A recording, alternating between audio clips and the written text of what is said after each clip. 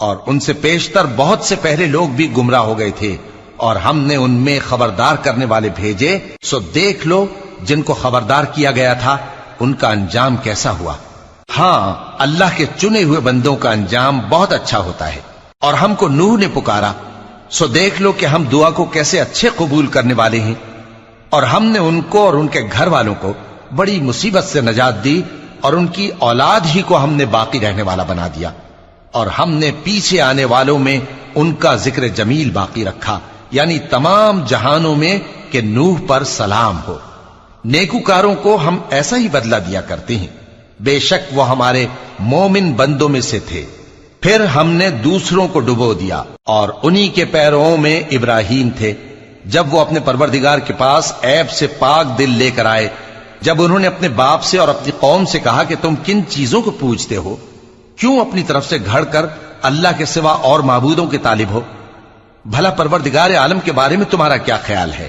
تب انہوں نے ستاروں کی طرف ایک نظر کی، پھر کہا میری تو طبیعت ٹھیک نہیں ہے۔ تب وہ لوگ ان سے پیٹ پھیر کر چلے گئے۔ پھر ابراہیم ان کے معبودوں کی طرف متوجہ ہوئے اور کہنے لگے کہ تم کھاتے کیوں نہیں؟ تمہیں کیا ہوا ہے؟ تم بولتے نہیں؟ پھر ان کو داہنے ہاتھ سے مارنا اور توڑنا شروع کیا۔ پھر وہ لوگ ان کے پاس دوڑے ہوئے آئے۔ ابراہیم نے کہا کہ تم ایسی چیزوں کو کیوں پوجتے ہو جن کو خود تراشتے ہو، حالانکہ تم کو اور جو تم بناتے ہو اس کو اللہ ہی نے پیدا کیا ہے۔ وہ کہنے لگے کہ اس کے لیے ایک عمارت بناؤ، پھر اس کو آگ کے ڈھیر میں ڈال دو۔ غرض انہوں نے ان کے ساتھ ایک چال چلنی چاہی، اور ہم نے انہی کو زیر کر دیا۔ اور ابراہیم بولے کہ میں اپنے پروردگار کی طرف جانے والا ہوں، وہ مجھے رستہ دکھائے گا۔ اے پروردگار، مجھے اولاد عطا فرما جو سعادت مندوں میں سے ہو۔ تو ہم نے ان کو ایک بردبار لڑکے کی خوشخبری دی۔ جب وہ ان کے ساتھ دوڑ دھوپ کی عمر کو پہنچا تو ابراہیم نے کہا کہ بیٹا، میں خواب میں دیکھتا ہوں کہ گویا تم کو ذبح کر رہا ہوں، تو تم سوچ لو کہ تمہارا کیا ارادہ ہے۔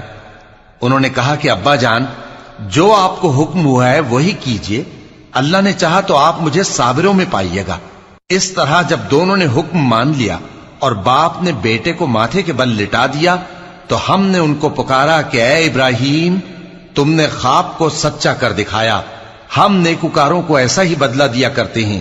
بلا شبہ یہ کھلی آزمائش تھی، اور ہم نے قربانی کی ایک بڑے جانور سے ان کا یعنی اسماعیل کا فدیہ دیا، اور پیچھے آنے والوں میں ہم نے ابراہیم کا ذکر خیر باقی رکھا کہ ابراہیم پر سلام ہو۔ نیکوکاروں کو ہم ایسا ہی بدلہ دیا کرتے ہیں، بے شک وہ ہمارے مومن بندوں میں سے تھے۔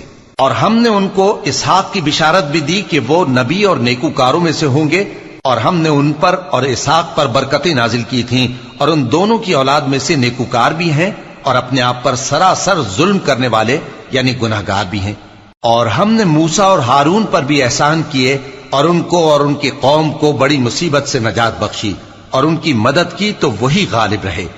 اور ہم نے ان دونوں کو کتاب واضح یعنی تورات عنایت کی، اور ان کو سیدھا رستہ دکھایا، اور پیچھے آنے والوں میں ان کا ذکر خیر باقی رکھا کہ موسیٰ اور ہارون پر سلام، بے شک ہم نیکوکاروں کو ایسا ہی بدلہ دیا کرتے ہیں۔